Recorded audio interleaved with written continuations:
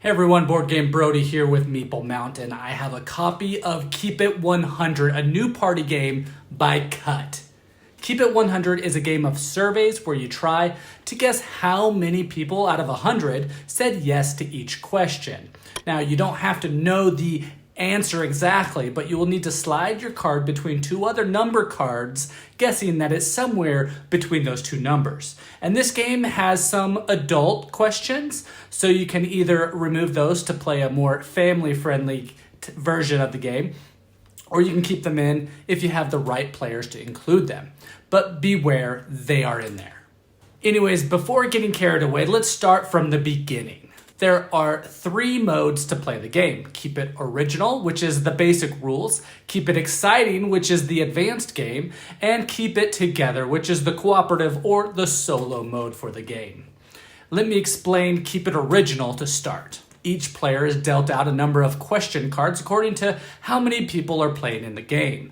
Make sure not to show the backs of these cards to other players because the backside shows the answer. At the beginning of the game, 2 random cards are placed in a row and then arranged in ascending order where the left card is lower than the right. Then you will deal out 2 more below doing the same thing. These are the 2 number rows that you'll be playing your cards on. You will place your question cards either on the ends or in the middle of these cards and on either the top or the bottom number row. As time goes by, the number rows will increase with more numbers, making your placement harder and harder because any question card that is placed and is correct will stay there. The player whose age is closest to 100 goes first. This first player will pick a card from their hand that they want to start with, knowing that the others will be played later with the potential of a longer number line, which requires a smaller span of numbers to place their card in. So that player reads their question, places it between or on the ends of either row, guessing how many of the surveyed people said yes to that question.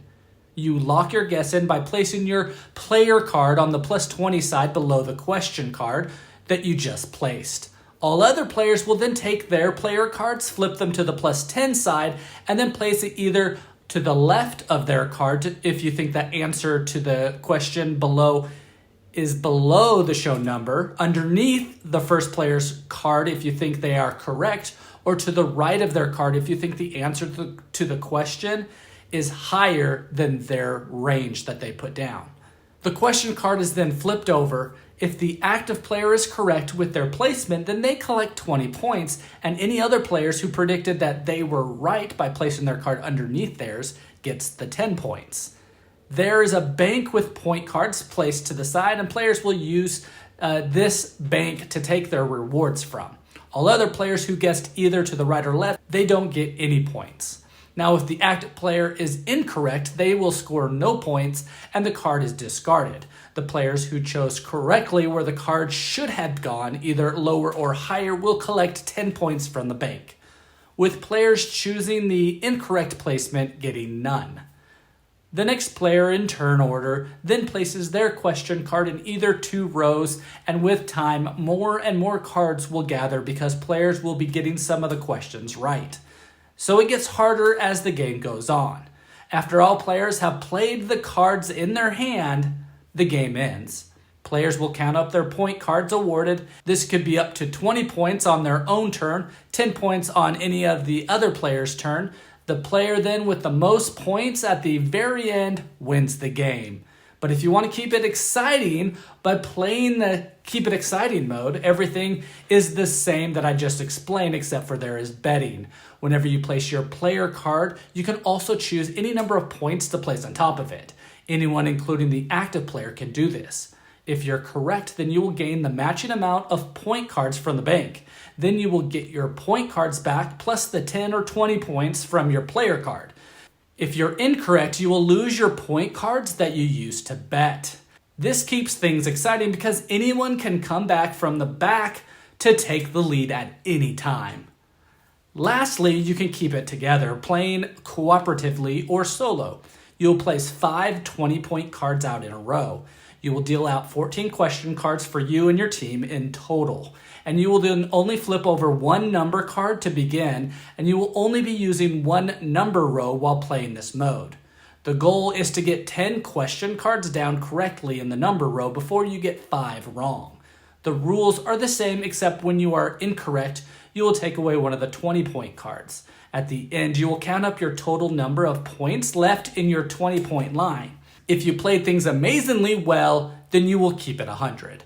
Now, this is a fun party game where street smarts might just be better than book smarts, although book smarts can use hints to help them out as well and do pretty decent in the game.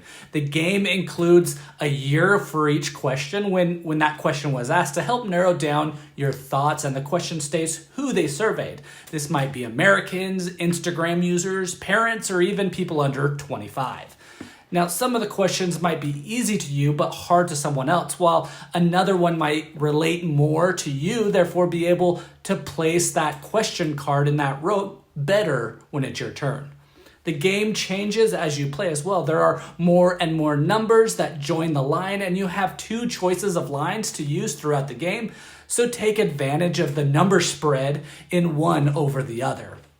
Strategically, you might want to play your harder cards first while the spread is larger, and your easier ones, well, the ones that you think are easier towards the end.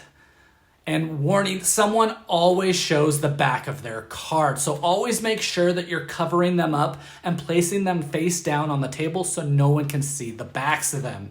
It's bound to happen though. The last thing I really want to mention is that the game kind of opens up your eyes to others who see things differently than you do. Depending on the group of people surveyed, you can discover a lot of different point of views that are different than yours. And I feel like this can help us understand that we are all different, and these differences make the world better. So sharpen up your street smarts with your family and friends and keep it 100, a party game by Cut. All right, this is a tricky question here. 100 Mormons, do you believe in hell? Well, 62 of 100 people said yes, and the correct answer is yes, we do. We just believe it's different than what most other people believe that hell is. Again, this is Board Game Brody. I hope you enjoyed this video. Stick around and check out some other board game reviews to see what you might want to get to the table.